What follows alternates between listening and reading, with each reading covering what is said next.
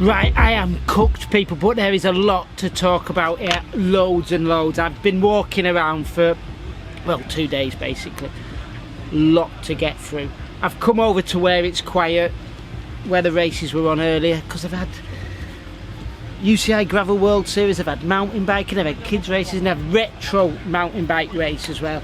It's all been going on. There is so much to show you that I'm going to do a voiceover because I can't remember it all, so let's crack on.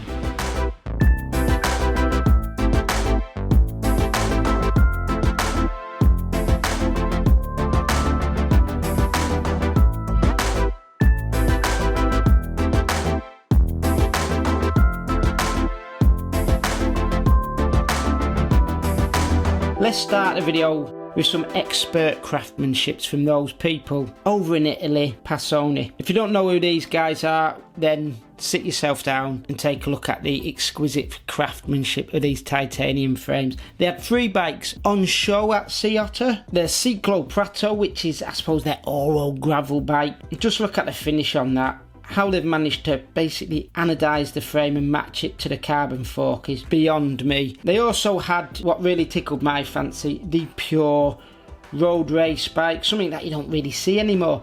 The Titano Classica. Just look at the silhouette there, it's gorgeous, it's classic. It'd look lovely in my garage. And then they had the one that drew the crowds in the XX tie. It incorporates 2 materials, of course. You've got the titanium mainframe, but the seat mast is carbon. The video does not do the finish on this bike justice. I could have looked at them all day.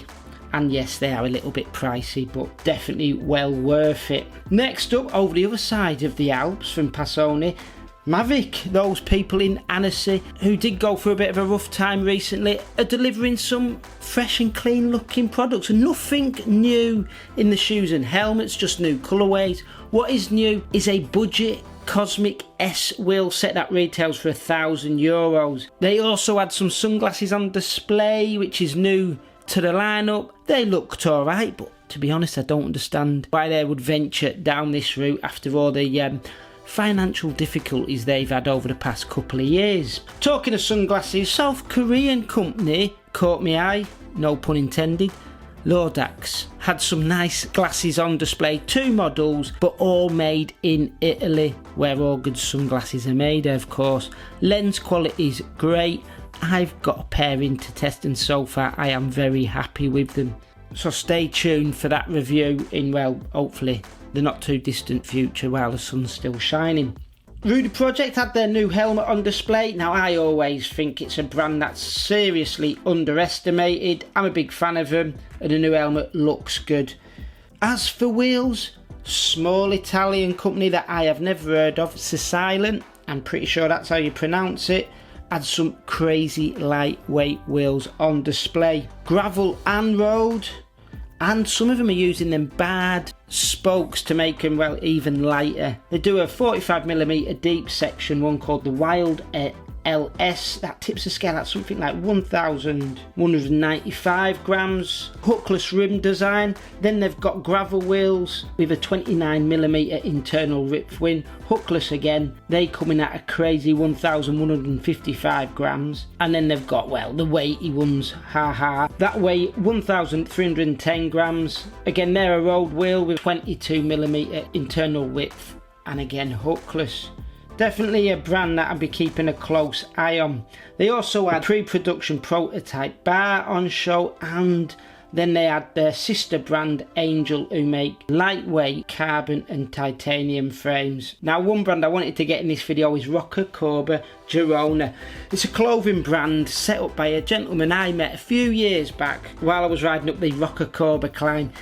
He was running a little calf out of a caravan on the side of the mountain, and I got chatting to him. Since then, he's gone from strength to strength and now has a very successful clothing range. One trend that did seem to be kicking off in Girona was technical Hawaiian shirts for you gravel riders. Couple of brands doing them, so yeah, in 2025 expect to be looking pub chic in a technical Hawaiian shirt. I've got to say, I'm digging them. Okay, interview time now.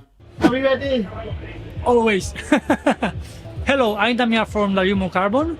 We are a lightweight produced in Spain, and we make all in Valencia. All is handmade, and we using our components that are really lightweight. You can assemble special bikes as these specialized Crux 2025 that weighs only 6.2 kilograms in a 58 size.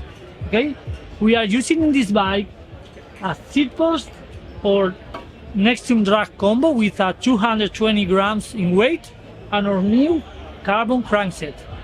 Even we can make and collaborate to make the lightest mountain bike in the world.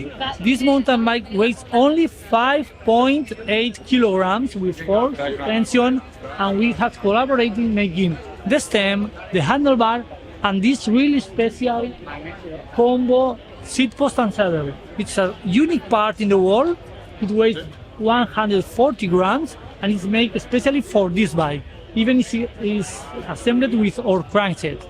And our parts are not only light, they are strong. They are strong enough for pro riders. That's why we were asked by Colnago to make a light seat post for the Pogacar time trial bike for the last stage of Tour de France.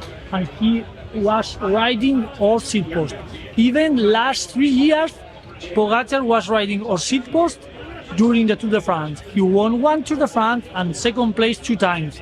Even all the team or all the best riders were riding with our components.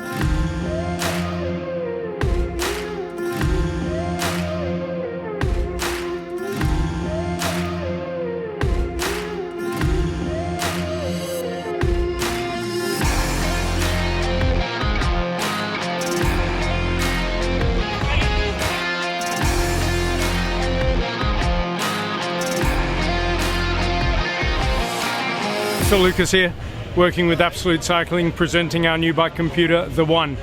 The One is a unique bike computer. It doesn't just use GPS data to define your speed and your incline. It's got a huge sensor suite, a huge number of sensors inside, from humidity to incline to accelerometers to compass. And it puts all of this data together in a process we call sensor fusion to give you highly accurate, spot-on incline data over a whole ride. Our accuracy of elevation is just brand new standard for the market. It uses similar accelerometer and compass data when you lose your GPS signal to know what speed you're going and what bearing, so it knows where you're going.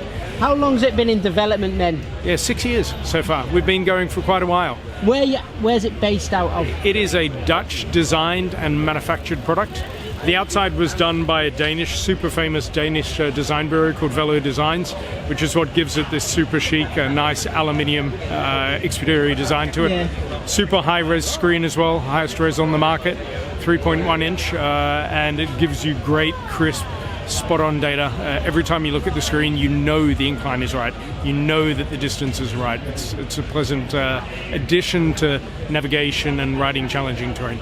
Okay, let's delve to the 90s now, or at least it felt like we were in the 90s. And that is no bad thing, unless MC Hammer comes back and releases an album, of course. Leonardo Racing out of Italy, CNC gorgeousness all over the spot. Last but not least, Ciclo Barco, a family of frame builders. I think there's 6 in total, who have been making custom steel frames since 1947. Not always under the Barco name. That's only a recent transition, because a few of the members of the family used to build frames for the Scapin brand. Do you remember them? These guys deal with steel with a little bit of carbon thrown in now and again. Just look at that fork, carbon steerer, steel legs. I'd love to know what that ride's like. Everything about the frames, when tinkering with them up close, screamed quality. I'm keeping in contact with these guys because next time I'm in Italy, I will hopefully swing by the factory and watch the experts do their thing. You can't beat watching a professional craftsman in action, can you? Right, enough is enough. I am absolutely cooked. It's been a good 2 days, lots of walking, which is unnatural for a cyclist, innit? I've been amazed at what is on offer here. This is possibly one of my favourite shows to come to now, this and Velo Follies in Belgium. It is nice to see the smaller brands, the local brands, the regional brands and the Spanish brands really getting a lot of limelight here. It's also nice to see some other European brands that you wouldn't see at the bigger shows. I've got loads to follow up on here, so stay tuned to the channel. I've got plenty of brands I'm going to harass for reviews of bits and bobs. If there is anything you've seen in this video that you would like me to test, to follow up on, let me know in the comments below if you're watching on YouTube. If not, shoot us a message via the social medias. As always though, thank you for watching. I hope you've enjoyed this and enjoy your riding.